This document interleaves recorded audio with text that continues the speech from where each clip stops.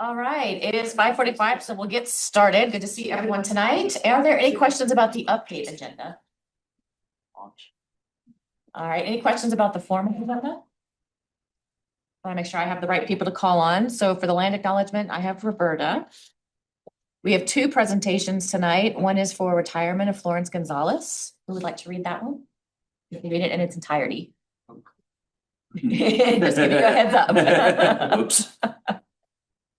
You okay doing it, Drew? Yes. Okay. And then we have one recognizing Councilmember Algie for his service on tab, and Roberta's gonna do that. That's just me. And then we have two action items. One is a resolution for the state legislative agenda. I'll do that. Okay. And then the next one is a resolution approving an IGA with Front Range Community College for their small business group. Chris? That's it. All right. Tanzi, anything from you? Just one very brief update. So we are collaborating with the chamber. There was a prior discussion about a state of the city event that should be on your calendars for February 26th. One of the things you can expect in the near term is communications department will be reaching out to each of you about things that you might like to have highlighted. Not only will there be an address from the mayor, but we're also, as was discussed, preparing a video with highlights from wards that we'll use in that setting, and then also in a second sort of setting as we get into planning for the ice cream social. So you can expect a little touch point from communications just to make sure that we'll be doing some independent research, but want to make sure that things that are important for you to highlight in both those settings, that those are on our radar. Thank you. Tammy? No, nothing for me. Thanks. All right, let's jump right into the state legislative update. We haven't even started yet, and here we are. We're ahead of the game. Peggy, can you hear me? I can. Can you hear me? We can, yes, thank you. Perfect. So yes, we are, thank you, Mayor. We are here to provide a quick update on the upcoming legislative session. As you noted, the session hasn't started yet, but did want to just use this as an opportunity to preview things that have happened between our last update and now the start of the session tomorrow, I believe. And then also talk a little bit about the state legislative dinner. So I'm going to turn it over. Here's our agenda. Sorry. And I'm going to turn it over to Peggy to just provide a quick update on what's going on at the State House and what we're anticipating here in the early parts of the session. Peggy? Thank you, Rob. Thank you all for having me this evening. Sorry I can't be there in person. The 2 nights before session starts, each of the caucus does kind of their last event. So I am at that this evening, but appreciate the opportunity to call in. Quick update on the vacancies. As we talked about last month, there were 3 vacancies. As you know, William Lindstedt took over for Senator Winter, which created a vacancy in his House seat. Kenny Nguyen was appointed to that last night. And he will be sworn in tomorrow along with Lori Goldstein, who is going to be taking over for Representative Byrd in that seat. Quick update on the budget. Nothing has gotten better there. I feel like that will be a consistent theme of this session. As we talked last time, one of the tools that the governor was hoping to be able to implement to fill that $800 million budget hole for this upcoming fiscal year was to sell Pinnacle off. There was a wrench that was thrown in his plan yesterday. A ballot initiative was filed to direct the state to sell Pinnacle for $150 million and create a funding stream for workforce development. That, of course, would mean that the legislature wouldn't have that $400 million to backfill some of the shortfalls for the upcoming legislative session. we, continue to, depending on which side of the aisle that you're on, you either blame it all on Tabor or blame it on overspending. And regardless, we've got a real problem that seems to be growing by the day. We're also on the naughty list with Trump and have been hit several times since we last met on childcare concerns, on SNAP funding. So that is really going to continue to be a problem, I think, moving through this legislative session, but we'll keep you updated on it.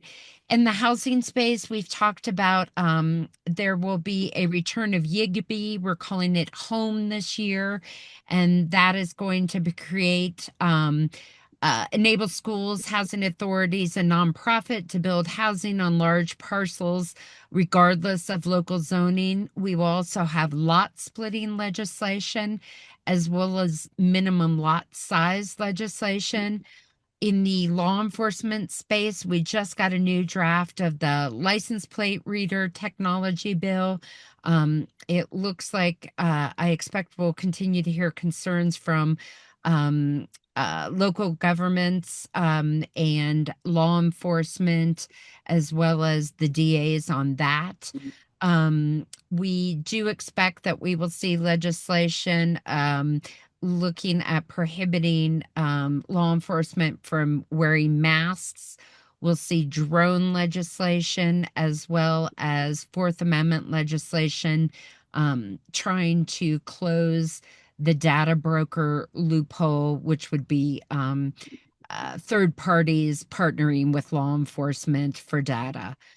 We do expect that we will see legislation on municipal courts. As you recall, the governor vetoed legislation last year.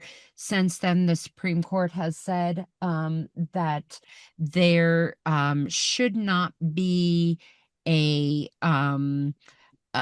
a local government sentencing that is higher than state sentencing. The bill was going to be focused just on transparency in municipal courts, but bill sponsors are considering addressing that Supreme Court ruling in the bill as well. We just got a couple drafts of data center legislation, as well as the ongoing discussion around AI. So we will keep you up to speed on all of those things, but there will not be a lack of legislation if you have an interest in just about any topic area at the Capitol this year. Thank you, Peggy. Council, just as a reminder, we've scheduled every other week updates for you all in your planning sessions. And on the weeks that we don't have those scheduled, we'll have a placeholder on your agenda should you want to talk about anything. And for those of you, for the new council members, and a reminder for the old, we will be sending out a weekly update on all the bills that we're tracking. We probably won't get the first one out this week because there's usually a lot of bills that we need to work through. Staff tries to review those before we send them out to you. So expect to see that from us sometime next week, and then we will try to get on the regular weekly schedule of giving you updates on the bills. Again, trying to prioritize those high, medium, low, so you don't have to go through all 200 that we were tracking. Quick, before you move on, Roberta has a question. Yeah. I just was wondering, she brought up the license plate trackers. What exactly, are there any ideas of what proposed bills might look like in that area? Because we do have a community meeting tomorrow and just want to be aware of what might be coming down. I think, Peggy, did you hear that question? I did. Yes. The bill that I think Senator Amable is proposing would require a warrant for that information. It would also limit the ability of law enforcement to share that information between jurisdictions. So I think there will continue to be stakeholdering in that space. I know the governor's office has concerns with the bill as it currently sits. So I do expect that we will see additional changes. to the bill as it moves through the system. But I think right now, and I don't know if we have anybody that's wants to share anything from law enforcement, but it sounds like there continues to be some concerns from folks on that. So I do think we'll see changes though, for sure. Thank you. You bet. Being that the state legislature has an awful interest in law enforcement, is there any proposed bills on AI generated CSAM? I think we're only the one of 3 or 4 states in the entire country that doesn't have a statute prohibiting that. Forgive my ignorance. What is CSAM?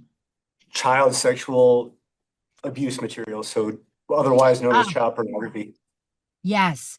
We will see legislation on social media in that space. I did hear something about some AI kind of deep fakes that we may be seeing as well, but happy to share that information with you. I do think we'll see several bills for sure addressing social media and efforts to try to protect children on social media. Happy to share that information. Sure, and that's helpful, but I'm specifically talking about generative AI. So you can generate child pornography. You don't have to share it on social media. There's Yeah. a multitude of avenues to generate it. So again, I'd be very interested in seeing what the state legislators do to protect children in that sense, since they're very concerned with other issues. Yep, I just saw that on the news in the last 2 days. So I imagine we will see something in that space, and I'll definitely keep you posted. Thank you. Justin? Yeah, I've heard some interest from people in the community about the proposed bill for like DoorDash companies and their partners. That's all I know. So would you be able to provide more information on that bill as well? Legislation on DoorDash and their partners, like restaurant partners? Yeah. I've heard It's the not same just related DoorDash. to fees and Yeah, the gaming fees, yeah. We did see legislation last year on that. The governor had significant concerns. I do think we're going to see legislation coming back. I've also understand that there will be a bill on business to business competition. So you can't charge one business a higher rate than you would charge another one, excluding volume discounts. I think that's going to touch on DoorDash as well. So I do think we'll see several bills in that space.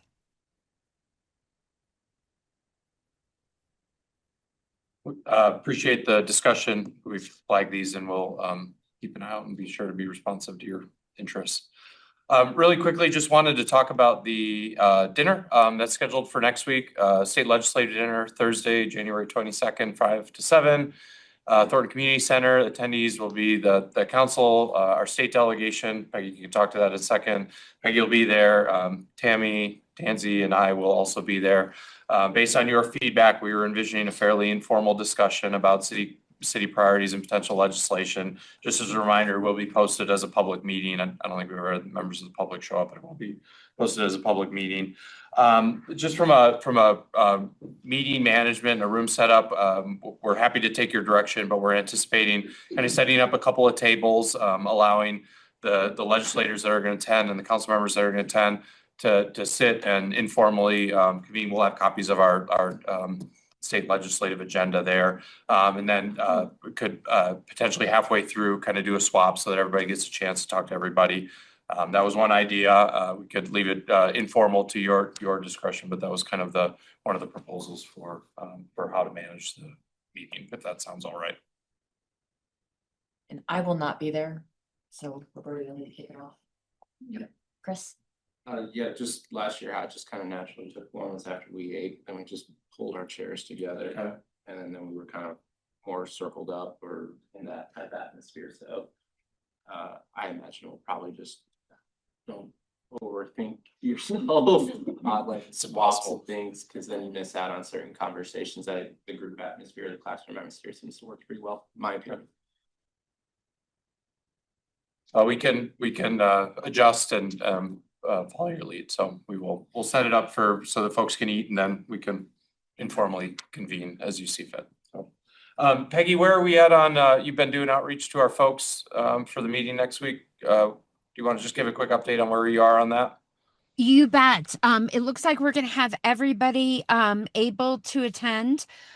We've got Representative Wilford, Representative Phillips, Senator Mollica, and then our new Representative Kenny Nguyen. He is planning to attend as well. So I think we're in good shape on the legislative side. So quick update, obviously nothing dropped yet, but I'm happy to answer any other questions you might have. Otherwise, you'll be hearing from us here later next week. Any other questions? Hopefully Thank it's you very not going to much. be as busy as we think it is. Yeah. Thank you. All right, next item is on water. So I am welcoming our new acting infrastructure director, Emily Hunt. Some of you may have not had the opportunity to meet Emily. So welcome, Emily. Thank you for your service. This is going to be a pretty high level presentation, and we'll go through this pretty quickly. The goal of this presentation is just to foreshadow. We do have some agreements on your agenda tonight related to how we manage water rights. We know that particularly for new members, that's a pretty big topic. And so this is really just meant to give you some brief context to support you ahead of your action items on tonight's meeting. So I'll give Emily the floor. Thank you, appreciate it. Good evening, Mayor and Council. So yeah, I'll talk through, we've got 3 agenda items tonight on the consent calendar. And as the city manager said, just wanted to give you some context. So 2 of them are IGAs that are interrelated. So I'll kind of talk about those as together. And then the third is a surplus declaration allowing us to dispose of a water right that we have. So this is a very busy map, so I apologize, but I'll get you oriented. The first 2 items are related to our water supply and storage company, Water Shares. We'll often refer to that as WISC, is the short term for water supply and storage. So when the water that is going to come down to Thornton from the Thornton Water Project, it originates from our WISC shares. So we own just over half or just under half of this company. And when we acquired the water shares in the mid-80s, we also acquired farmland. And so what this map shows is the WISC system, and all of the squares, rectangles in either blue or green are the farms that Thornton owns. And then you can kind of see, this doesn't have you can kind of see the WISC ditch, it's a blue line. So this is a very long irrigation ditch system that serves farms essentially from Fort Collins all the way out to Alt. So it's a massive system. And Thornton, when we start drinking the water from the water project, we have to remove the irrigation from these farms in order to put that irrigation water in the pipeline. So as we remove water from the farms, as you can imagine, it becomes harder and harder to deliver water to the remaining irrigated farms, right? You're taking water out of the ditch system, so there's less water in the ditch system. So Thornton and other municipal partners that are in WISC, we have obligations through agreements with WISC as well as through our water court decree to make sure that once Thornton takes all of our water out of this ditch system and puts it in the pipeline, the remaining irrigators can continue to get water to their head gates. So that's the context for these 2 agreements that I want to talk about. So this is another map of the similar system. So here you can see in blue the Larimer County Canal, which is the ditch that delivers water to the Thornton farms as well as all of the other irrigators in the WISC system. And essentially, we have identified all of these structures that need to be constructed in the ditch. They're called check structures in order to make sure that the water can continue to be delivered. So a lot of structures, Thornton has to pay for these. The other municipal users in WISC also have to pay. We can't let the shareholders in WISC incur any additional expenses because of our operation. So that's kind of the obligation. pictures are worth 1,000 words. So here is a check structure. On the left, you see one of these structures being constructed in the Larimer County Canal.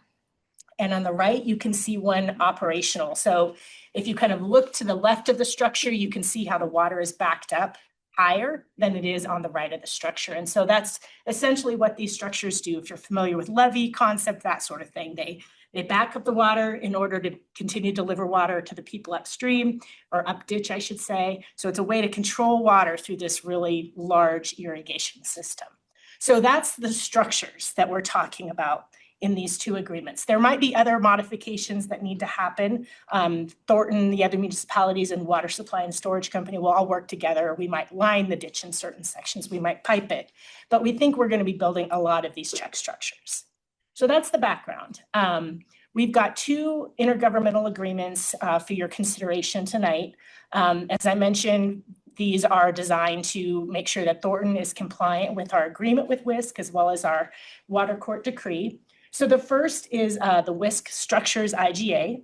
And so this IGA has Thornton as a party, the other municipal shareholders who own water in WISC as a party, as well as WISC.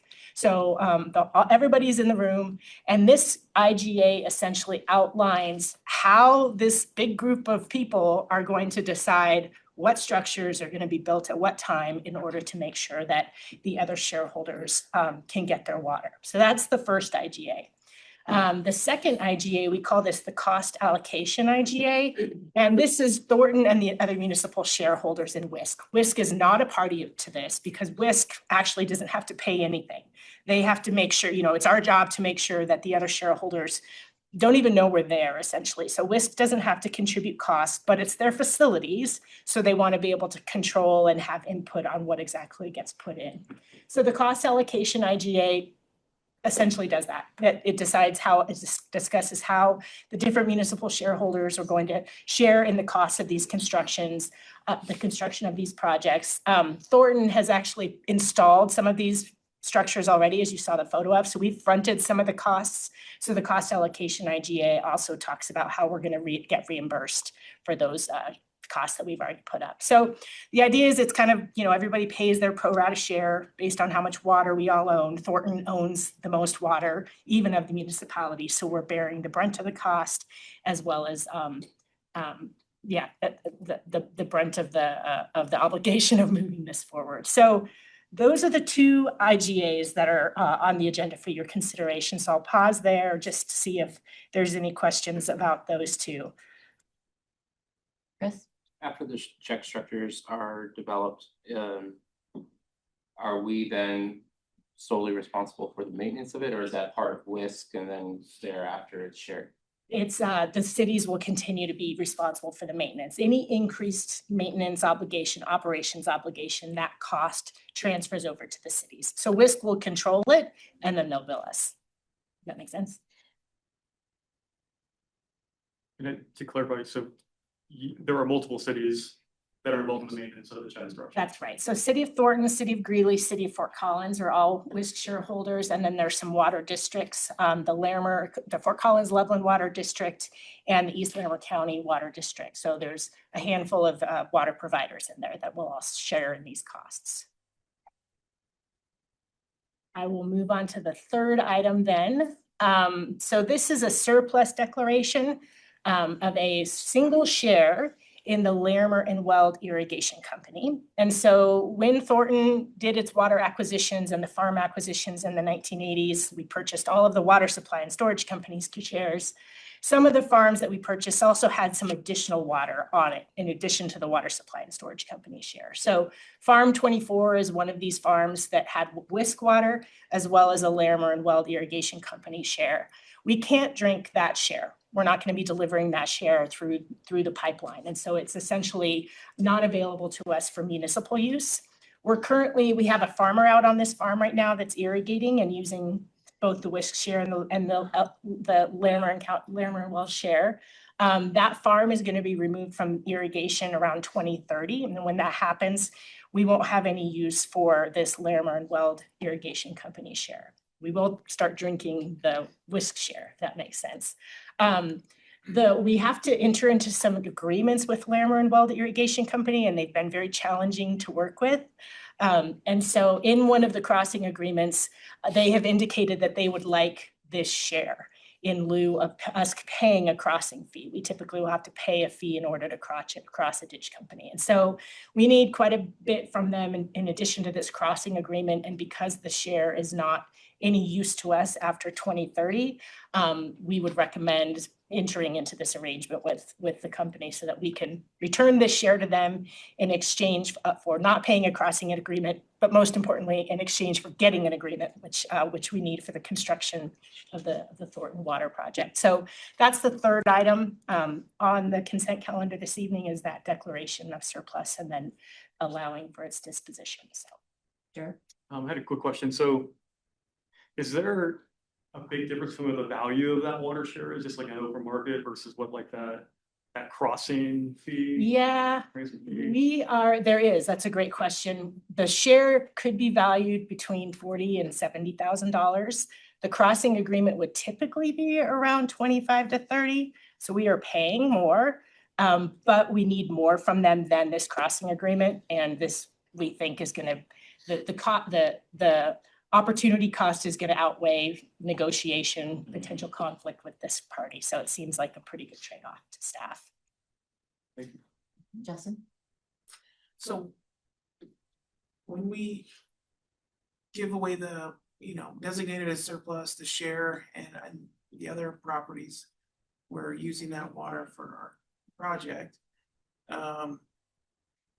How does that impact the farm's value to the city in terms of, I'm assuming that we lease out the farm. Would this lead to further surplus designations of the actual land and the property as I would suppose, value of the farm significantly decreases?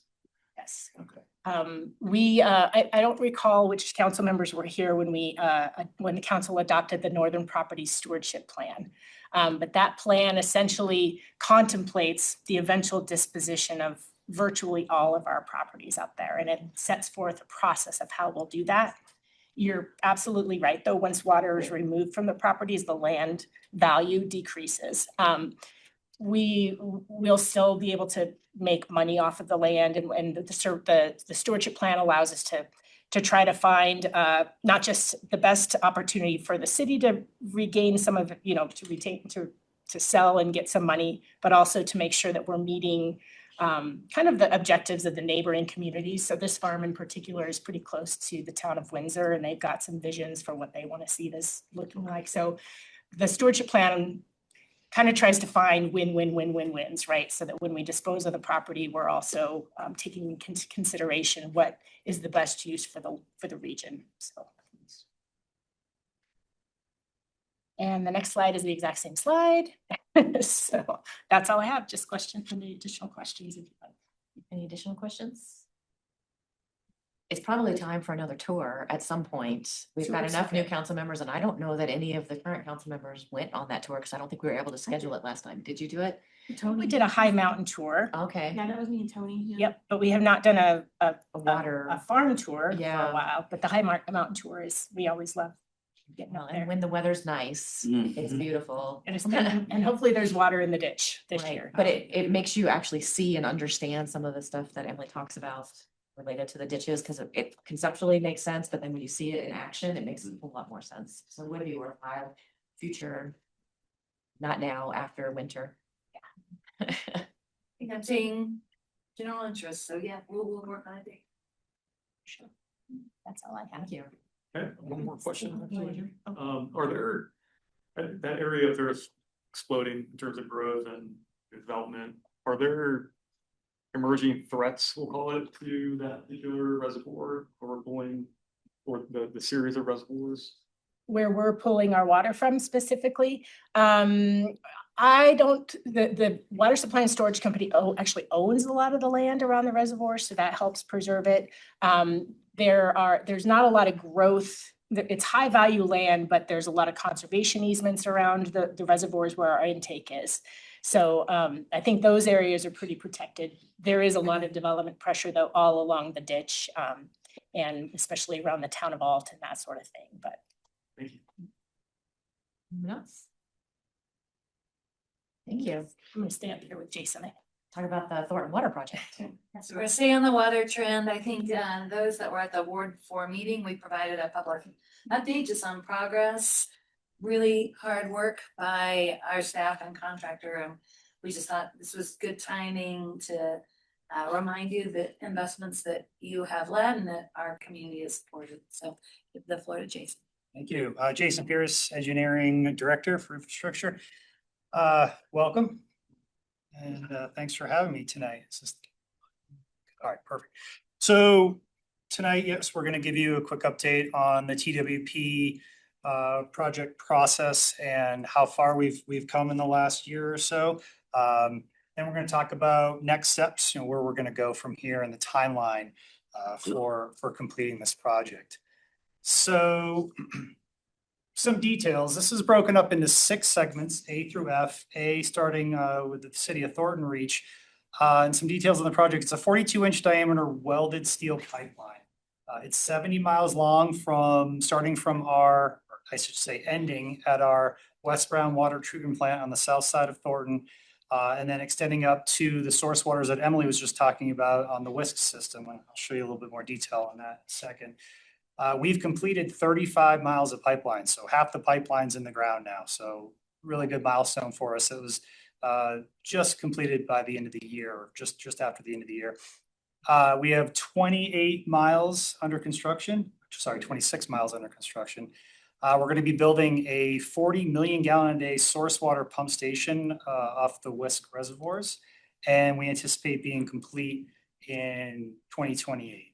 And if you haven't heard, this is a $530 million project. This is probably the biggest project the city will ever undertake in one infrastructure project. So that kind of helps you understand the magnitude and the importance of this project. So I'll start with segment A, the Thornton Reach. This segment's 12 miles long. We've completed 10 of the 12 miles. Some of you probably dealt with the Quebec Street closures. Thanks for bearing with us. My apologies, but had to be done. And so we're through that now. And most of the Quebec Street work is completed, and we're extending down to some open space areas within Adams County. And then down towards the treatment plant, where we're going to make our connection to the treatment plant pipeline, where the water will enter the structure there. So like I said, we'll be done this summer, probably May, June timeframe. Moving north to segment B. Let's see. So this segment typically aligns with Weld County Road 17, starts at about 168th Avenue, and extends pretty much north-south along the east side of Firestone. We've got actually 15 of the 16 miles complete as of today. And so we're going to near completion about the same time as segment A, so about summertime this year. Segment C extends north of that, and it basically connects to what we call segment D, which was completed several years ago through the town of Johnstown. We did that so that we could get ahead of the high pace of development going on in Johnstown and avoid utility conflicts and such. So, but segment C is also under construction. We just started moving on that. We're 2 miles into it of the 14.6 miles. And so we'll be done early next year with that segment. And then, like I mentioned, segment D is complete. So moving on to segment E, that basically maintains the Weld County Road 13 alignment through Timnath. And so that's 9.6 miles. Again, another project we just started construction in. So summer of 2027 completion of that. And then finally, segment F. So this is the Larimer County component. And as many of you recall, we were successful in getting our permit to construct within Larimer County. So we are currently in design and right-of-way acquisition on this segment. And so we anticipate going to construction later this year, depending on how well right-of-way acquisition goes. I will say for the most part, the acquisitions are going well with the private property owners to acquire the necessary easements to build the pipeline.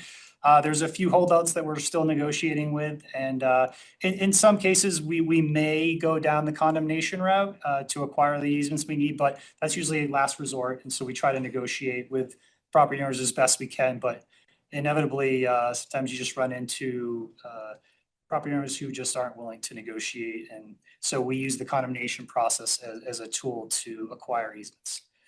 Still paying fair market value as best possible, so.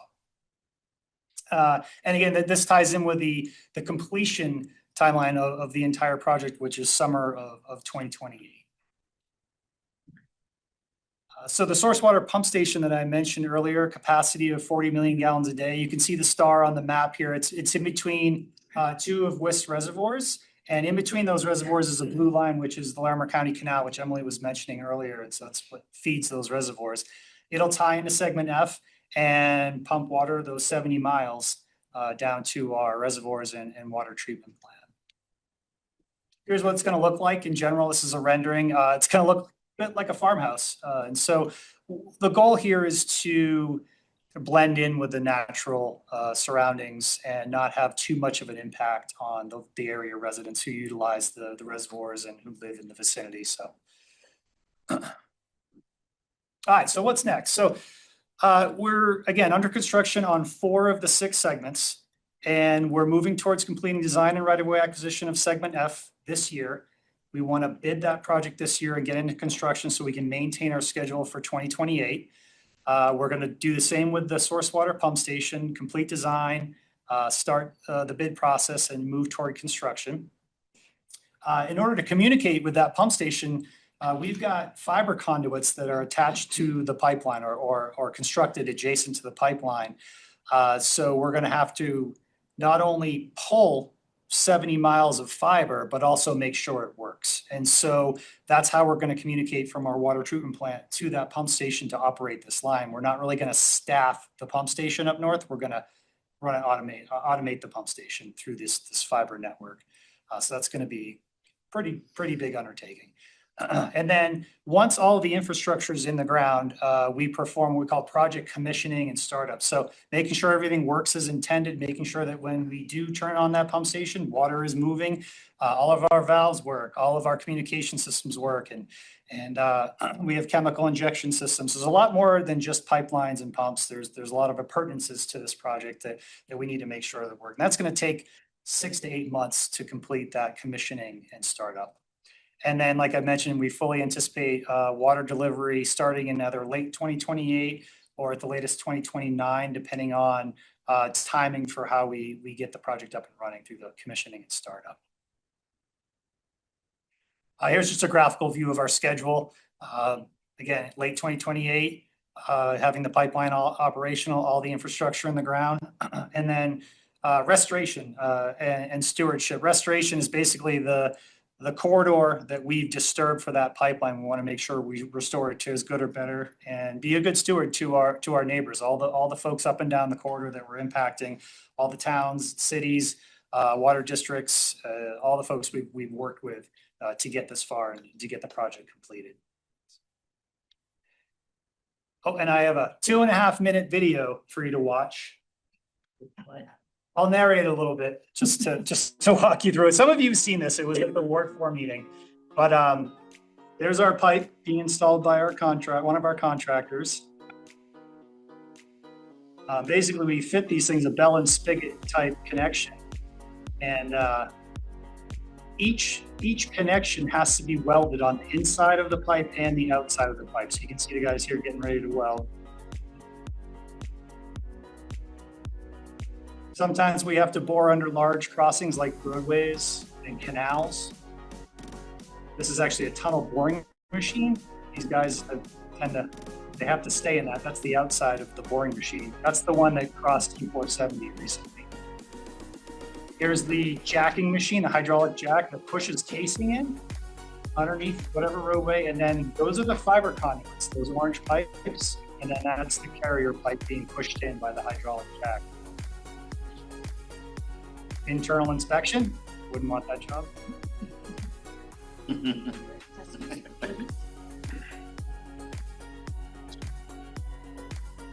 We cross a lot of canals, a lot of ditches, Sometimes we have to realign them and make sure the water keeps flowing.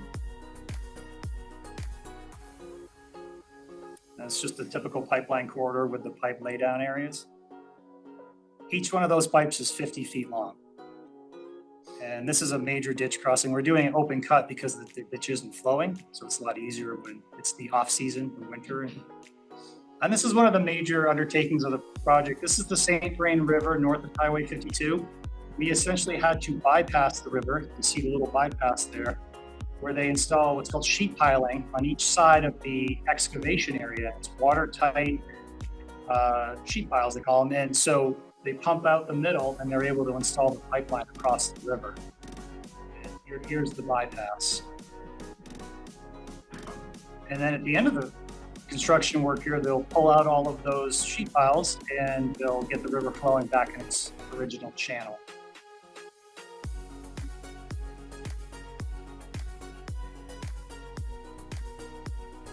That's it.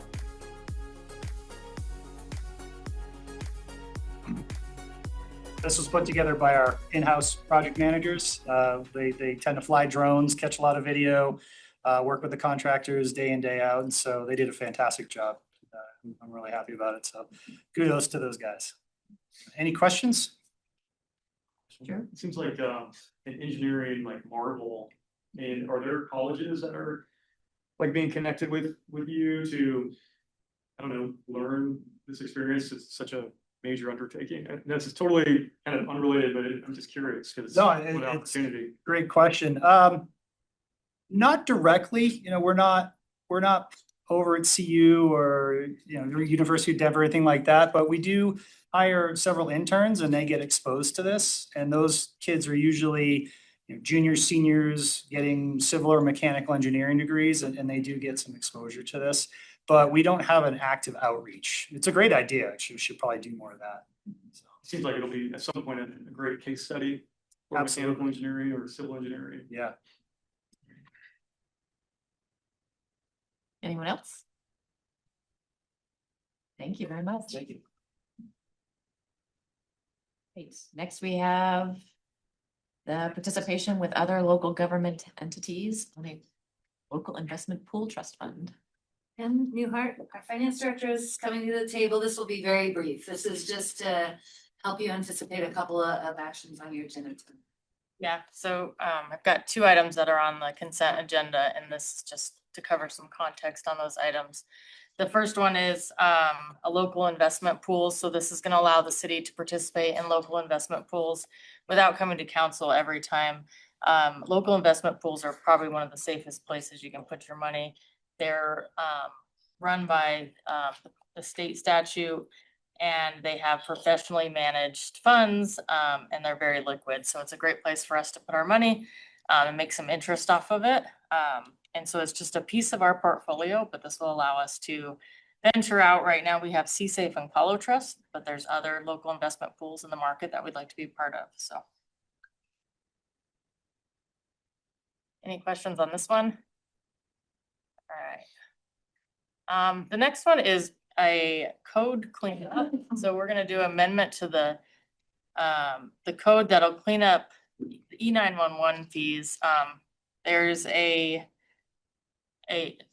language in there that basically says that the initial fee is 70 cents. And that language has never been changed.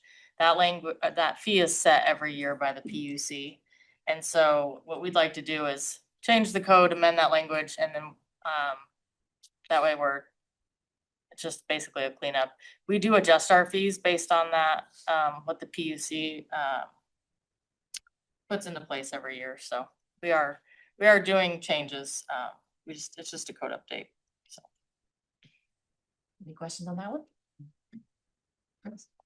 On the previous one, actually, on the Yeah. pools, what percentage of our liquidity do we do that investment? You mentioned 3, so is there limits on what we contribute, or how risky do we get with those? So our investment policy has limits on what we can invest in corporates and how many years you can go out. So like our max is 7 years.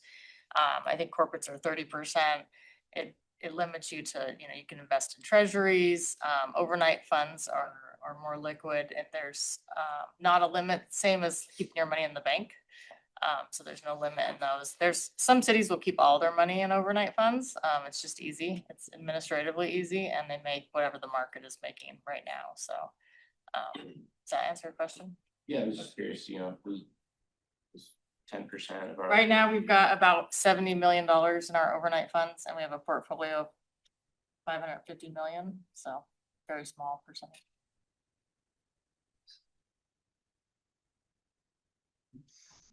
Thank you. That was the last item on the agenda before we let y'all go take a break before the next meeting. Any other things that you want to talk about? Justin?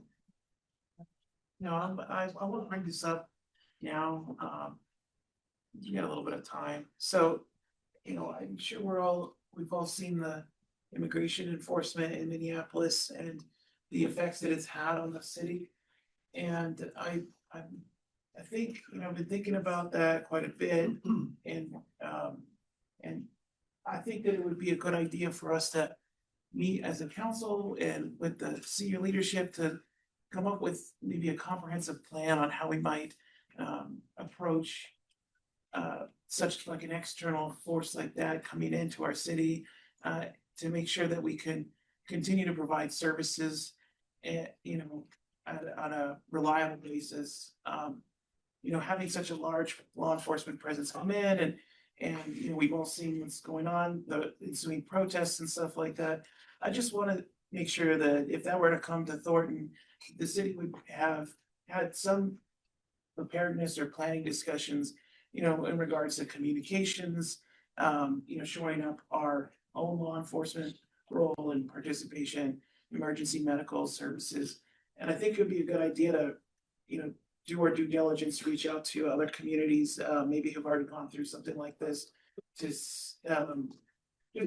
be better prepared to handle something like that. I don't intend it to be a discussion about the actual actions that the federal government's taking, but more so on how we can take actions as a city to ensure that, you know, we can continue doing our job.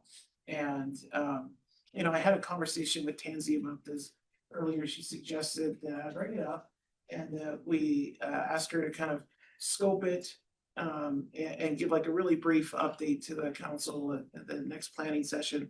And we can kind of get a better picture of what I'm thinking about. And she has some pretty good ideas on what could be in the scope of that. And so, again, my objective here is just to try to make sure that our city is in the best position, regardless of, you know, what happens, that we can continue to do the best we can to provide services for our residents and businesses. So can I make a suggestion? What if we thought broader than that specific event into more of an overall business continuity plan? Like for any kind of disruption to our business as a city, there should be a plan to respond to that. That would be Tansy's job to figure out. I'm sure there are pieces within every organization in the city staff already, just putting it together in a plan, and then an executive session to brief us on where we are and if there's any additional resources that the council needs to help provide in order to make that happen. That way we're looking at more than just one event. We're looking at any potential disruption to services. Yeah, I think that's a good idea to extend it.